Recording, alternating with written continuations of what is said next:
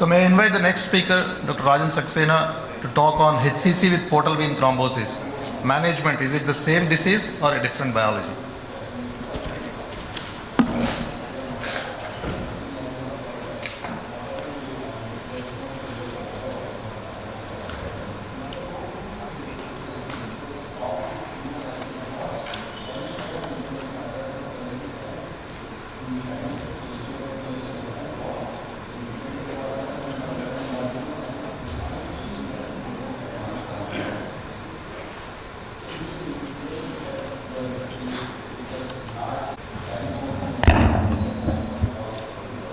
The hall seems to be as bad as the disease I'm going to talk about. Never mind. Traditionally, hepatocellular carcinoma with portal vein thrombosis has been regarded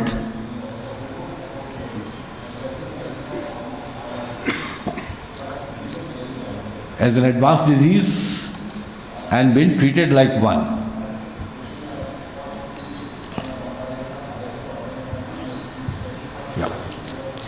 So now the question is, with advances in therapy, with changing paradigms in handling patients, management is the issue. The next question is it the same biology, same disease, hepatocellular carcinoma and portal vein tumor thrombus, or it's a different biology? So I try to address these questions during this talk. Let's first look at this thing. In patients with hepatocellular carcinoma and portal vein thrombosis, the thrombus could be bland or it could be a tumor thrombus. Both have different repercussions on the outcome. So how do you decide whether the thrombus that you are seeing is bland or it is malignant? We use Evina criteria for that, which involves alpha-fetoprotein, venous expansion, thrombus enhancement, neovascularity, and adjacent to hepatocellular carcinoma or previous treatment site. If 3 or more of these are positive, then the thrombus that you are seeing is a malignant thrombus, right? And what does it do? It seriously cuts down the survival. At the time of diagnosis, 10 to 40% patients of hepatocellular carcinoma have portal vein thrombosis is evident. If you look at the autopsy series of patients with hepatocellular carcinomas, or if you look at the explants done for hepatocellular carcinoma during transplantation, the incidence of portal vein thrombosis, macro thrombosis, peripheral or central or main is 35 to 44%. The treatment regimes offered and the incidence varies geographically all over the world for different reasons, but is essentially guided by tumor invasiveness, functional hepatic reserve, and portal hypertension caused by the portal vein thrombus.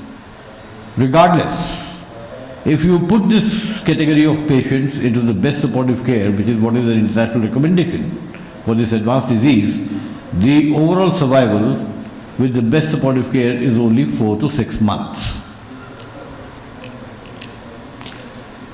If you look at the outcome with clinical features, patients with hepatitis B, high alpha-fetoprotein levels, poor differentiation, major vascular involvement, have a high recurrence and low survival.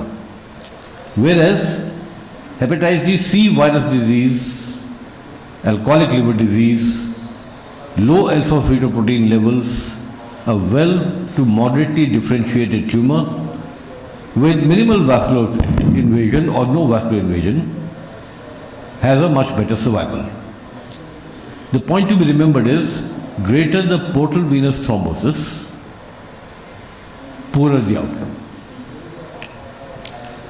If you look at the tumor growth and survival, the thrombus growth has been classified into 2 varieties.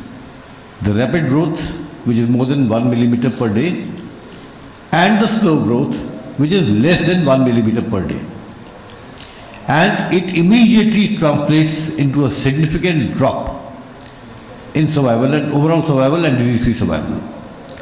So, what is the lesson to be learned from here? You can identify a bad prognosis patient right in the beginning if you monitor him over a week with precise measurements. The diagnostic approach is pretty standard, not much to be said about that. The algorithm is known to one and all. I have two important messages to communicate in this. That contrast enhanced ultrasound can characterize the tumor thrombus as well as it can do a hepatocellular carcinoma, because a tumor thrombus carries the same radiological characters as that of the hepatocellular carcinoma. Rapid washing during the arterial phase and rapid washout in the portal or late phase. The next important message to be given is that the SUV max value for a tumor thrombus has been standardized now.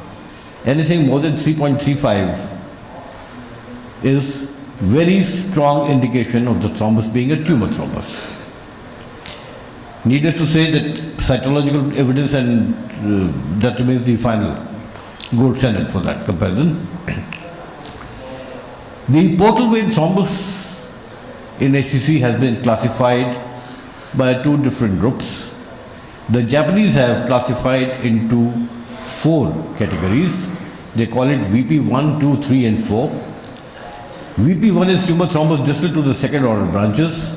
VP2 is involvement or invasion of the second order branch itself.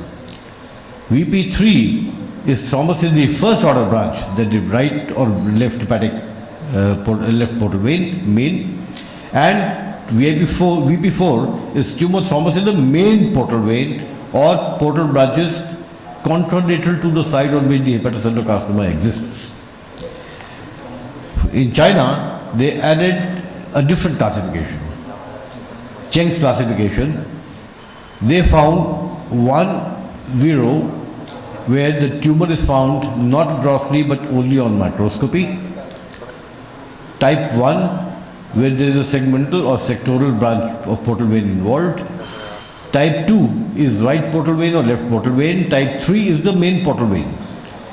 And type 4 actually includes involvement of the superior mesenteric vein as well and the splenoportal conference.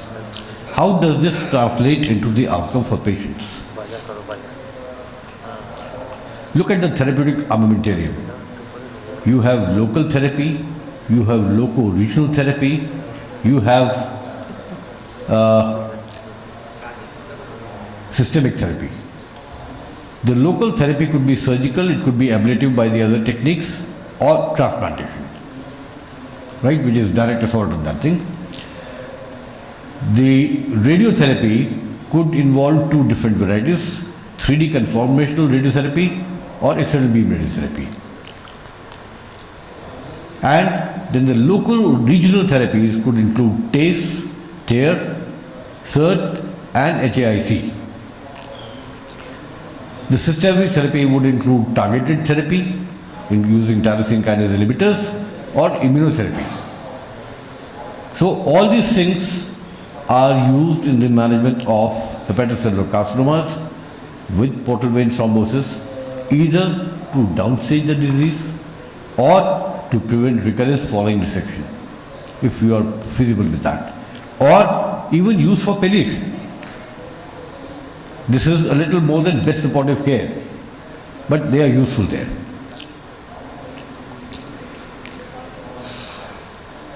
When to call it a day for resection? There is a recent publication from the BCLC group, it is 2022 update, where they say that the expected survival in BCLC 0 and A is more than 5 years following resection. In the intermediate group, it could be up to 2.5 years or a little more. And in the C, it drops down to less than 2 years. Whereas if you are in the terminal stage, it is 3 months or so, not more than that. That's the best supportive care will give you about 3 months of survival. Now this, which is a recommendation from BCLC, has been challenged by recent results of deploying multiple therapies in effort to downstage the tumor and then resect or transplant the patient. This is a survival curve on the results of resection for hepatocellular carcinoma with portal vein thrombus. And what is important to appreciate here is that even in BCLC-C, you can have 5-year survival of up to 38%, with cirrhotics doing less well than patients with chronic hepatitis who undergo resection. If you look at the other side, when it comes to best supportive care using sorafenib in advanced tumors, you realize that it gives you a survival of 10.7 months versus 7.9 months in plain observation group. So this difference, which is small, has been calculated to be statistically significant. But clinical practice, I want to ask people sitting here who are using sorafenib for hepatocellular carcinoma, is it clinically significant? My personal experience with advanced disease, HCC and sorafenib has been dismal. I have seen patients committing suicide because of hand-foot syndrome, unable to cope up with it, with the hepatologist insisting, nahi, ye to leda hai. Zinda rehna hai to ye khana hai. I mean, that is the kind of message being communicated by some physicians. I don't think this is a very responsible message being given to the patient. So, look at the hepatic resection in treatment of hepatocellular carcinomas. You suddenly realize that the ideal candidate who is recommended for liver resection, where the patient is child A, bilirubin is less than 1, there is no clinically significant portal hypertension, there is no extrahepatic disease, and there is no portal vein or hepatic vein invasion. Right? If this is the ideal candidate for resection, which is what is recommended and what most people would tend to pick up for resection, when you look at the final histology, you realize that only less than just about 30% of the patients that you actually resect are ideal candidates. The others were more than ideal or less than ideal. If you knew the whole story, you wouldn't have resected them. Going by the current standards and recommendations of ASLD and this EASL, you would probably not do them. This is what is the reality of resections, and this is figures not only from one particular part of the world, there is from North America, from Europe as well as from Asia. So something is being missed out. What is the survival benefit of liver resection for hepatocellular carcinoma associated with portal vein invasion? That depends upon the type of portal venous thrombus that you are doing, and greater the degree of portal venous thrombus from 1 to 4, poorer the survival, median survival as well as the recurrence-free survival. And the same is true for child category. Child A will give you the best results, child B will give you poor results, and child C, most people would not resect. Portal vein thrombus or not, they would avoid.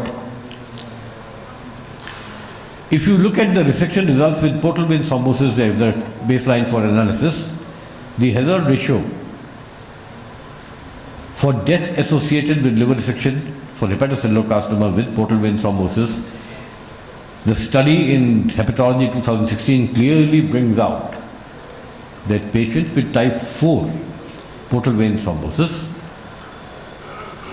resection is a very challenging task, and neoadjuvant therapy is almost always required to prevent recurrence, either in the form of sorafenib or sorafenib plus radiotherapy. So this is the group which is kind of untouchable. Don't resect these patients. Whereas resection can be considered for patients with good liver function and venous involvement, portal venous involvement of type 1 to 3.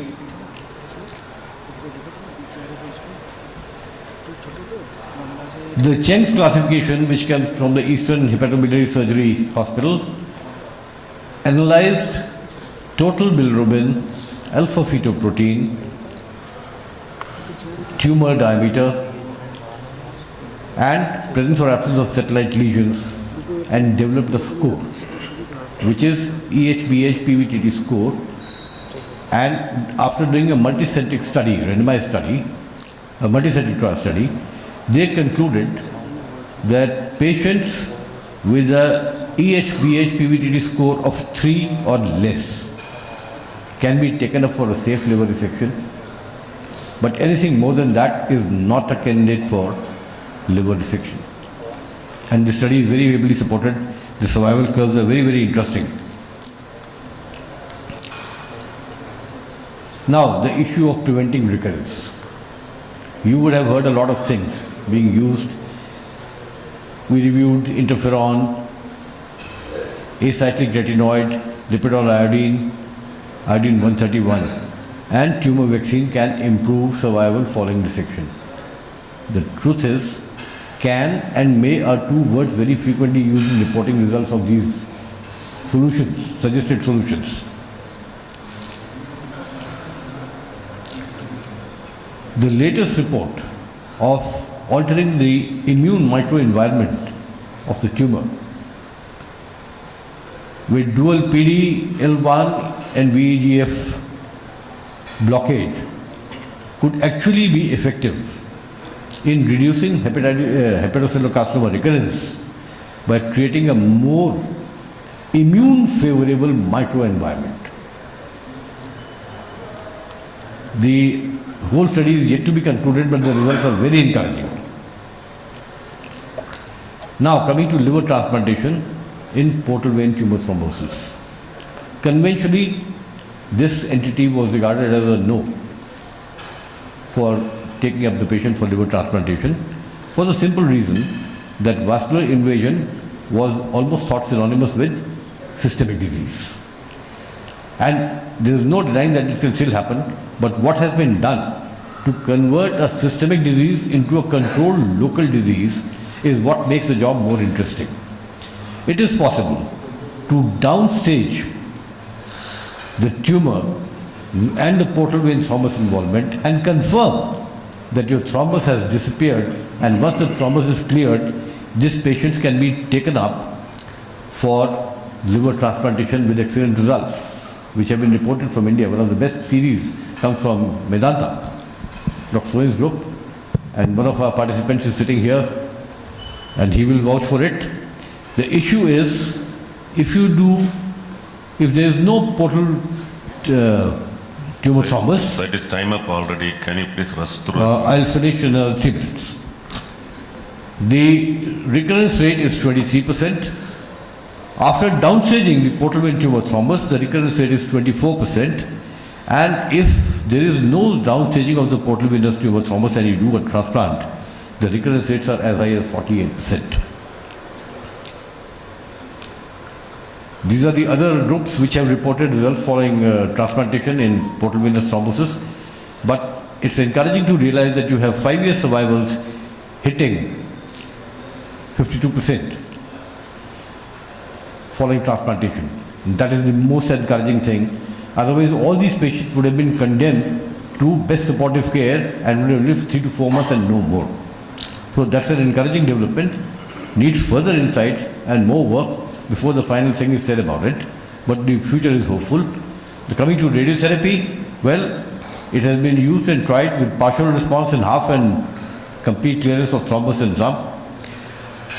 The modalities used are LOTS, 3D CRT, SBRT and SIRT for this thrombus business.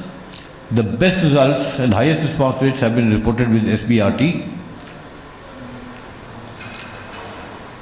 Conformational radiotherapy plus surgery shows very good results in type 1 and type 2 portal venous thrombosis. They drop significantly in type 3 portal venous thrombosis. Now it comes to the palliative care, different aspects of that. I don't think I need to go into detail of that. That's an endless story here. Every single combination has been tried. What is important to realize is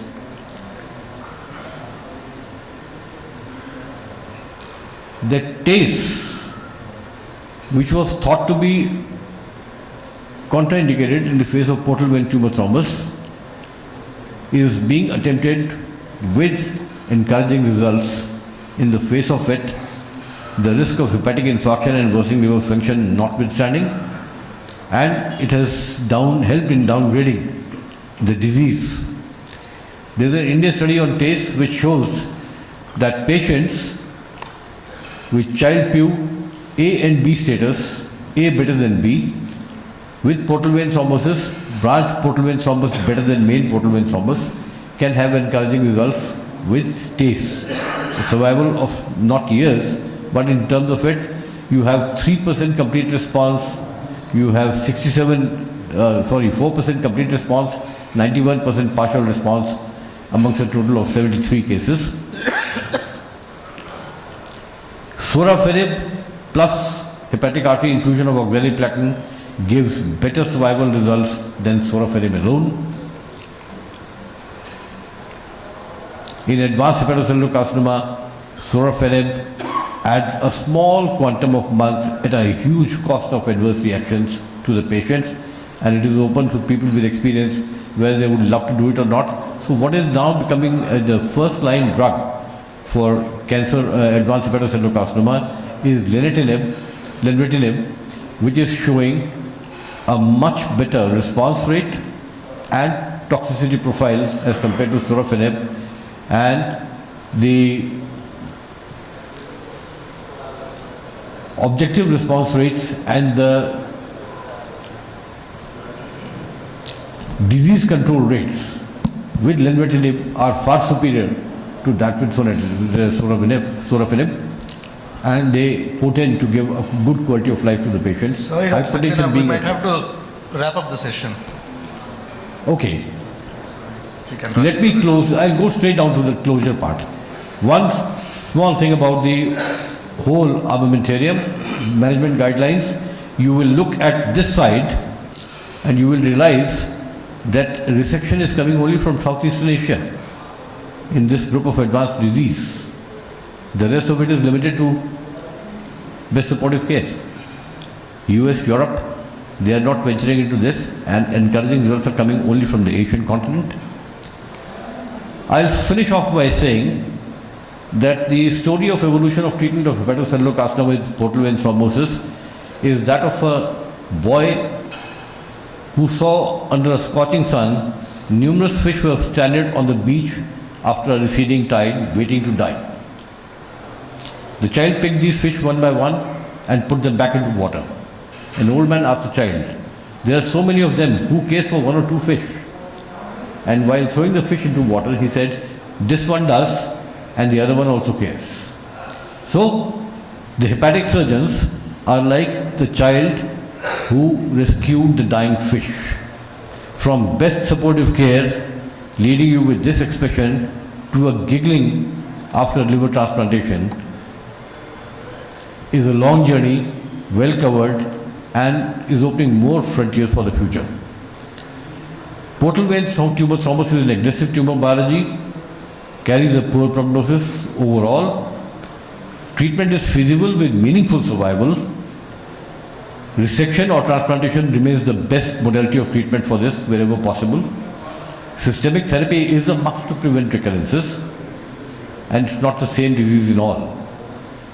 It is like a student who joins in KG and goes up to class 10, the demand keeps on increasing.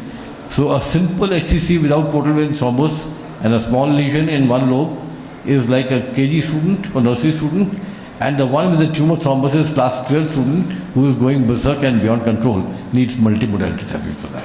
Thank you very much.